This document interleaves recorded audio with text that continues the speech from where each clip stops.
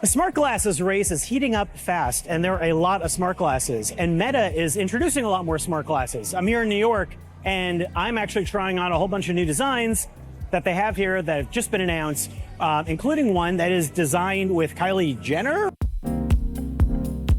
Meta's newest line of smart glasses are about the fashion. So there are a whole bunch of new designs. They're also about price. These are still being made with EssilorLuxottica, which is the partnership they announced when they started making glasses with Ray-Ban and Oakley branding. But these start at $299, so the idea is to get it to a more affordable price, hence no specific branding on these, but they're still being made using EssilorLuxottica's glasses technology and design and their design and their glasses making skills. They're still gonna be sold in a similar way to existing Ray-Ban and Oakley glasses in that you get them online from Essilor. You can also get them in stores.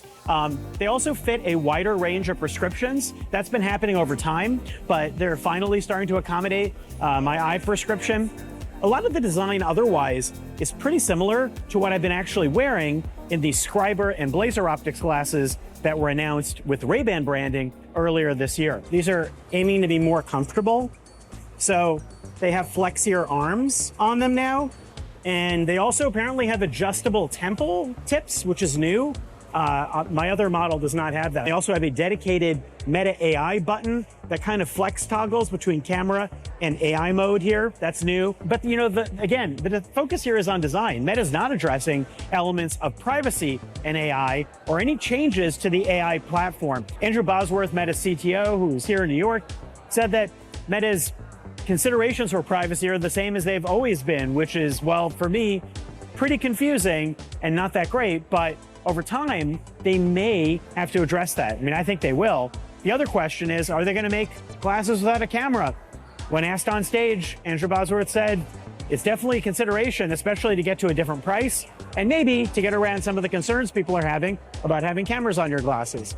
But for now, if you see pairs of these, it's about different fit and style, and also probably getting a leg up on Google's glasses with Warby Parker and General Monster that should be launching somewhere around August or September. We'll find out. That's kind of what's going on here. I mean, this is about design. What I'm curious about is what happens after that. You know, we have Google glasses that are going to be working with Android and Gemini that are coming out in the fall that I've tried.